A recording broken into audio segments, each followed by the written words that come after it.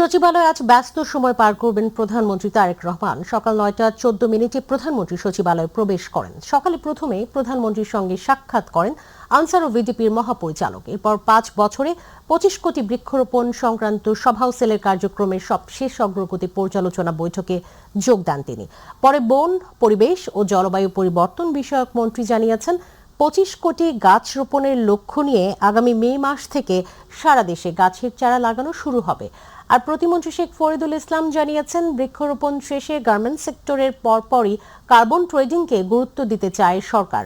এরপর সুস্বাস্থ্যের বাংলাদেশ কর্মসূচি বাস্তবায়ন সংক্রান্ত সেলের সভা ও সবশেষ অগ্রগতি পর্যালোচনা বৈঠক এবং নির্বাচনী ইশতেহার কৃষক কার্ড চালুর বিষয়ে গঠিত কমিটির সভা ও সবশেষ অগ্রগতি পর্যালোচনা বৈঠকে যোগ দেন প্রধানমন্ত্রী। বৃক্ষরোপণ করব, সেটার পূর্ণ পরিকল্পনা কিভাবে করা যাবে, কারণ মে মাস থেকে আমাদের এই বৃক্ষরোপণ শুরু।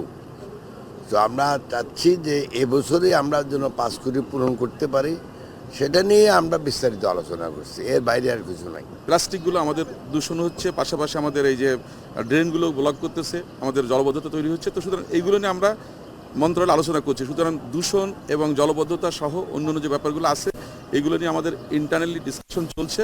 আমরা হয়তো খুব অল্প সময়ের ভিতরে এটা ব্রিফিং করতে পারবো যে আমরা কি কর্মপরিকল্পনা নিচ্ছি এটাকে প্রশমিত করার জন্য বা এটাকে কমিয়ে আনার জন্য। মেকানিজম যেটা আছে সেটার মাধ্যমে আমাদের পূর্ণ, বিশেষ করে কোস্টাল যে এফরেস্টেশন হবে সেটা পুরোটাই যাতে আমরা কার্বন মার্কেটে আমরা বিক্রি করতে পারি বা ফরেন কারেন্সি আর্ন করতে পারি, সেটা আমাদের মাথায় আছে।